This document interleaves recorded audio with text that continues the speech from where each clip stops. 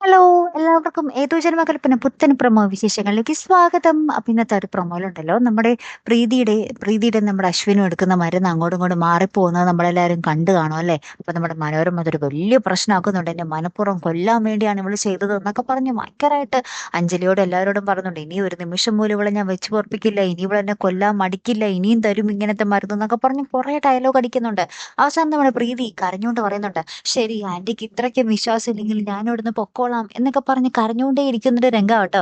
അപ്പുറത്താണെങ്കിൽ നമ്മുടെ ശ്രുതി ഇതൊക്കെ അറിഞ്ഞിട്ട് നമ്മുടെ അശ്വിൻ്റെ അടുത്ത് നിന്ന് ഇങ്ങനെ പറയുന്നുണ്ട്, നിങ്ങൾ മനഃപൂർവ്വം ചെയ്തതാണല്ലേ, എന്നെയും എന്റെ ചേച്ചിയും ഇവിടെ നിന്ന് എങ്ങനെയും പുറത്താക്കണം എന്നുള്ളൊരു ലക്ഷ്യം മാത്രമാണല്ലേ നിങ്ങൾക്ക് എന്നൊക്കെ പറയുന്നുണ്ട്. അപ്പൊ നമ്മുടെ അശ്വിൻ, എനിക്കൊന്നും മനസ്സിലാകുന്നില്ല ശ്രുതി, നീ എന്തൊന്നാണ് ഈ പറയുന്നതെന്നൊക്കെ പറഞ്ഞിട്ട് നമ്മുടെ ശ്രുതിയോട് ദേഷ്യപ്പെട്ടുകൊണ്ട് അങ്ങോട്ട് എണീറ്റ് പോകുന്ന ഒരു രംഗങ്ങൾ തന്നെയാട്ടോ നമുക്ക് കാണുവാൻ സാധിക്കുന്നത്. അപ്പൊ ആകെ ഇങ്ങനെ കുഴഞ്ഞു മറിഞ്ഞ് ഇങ്ങനെ കിടക്കുവാട്ടോ.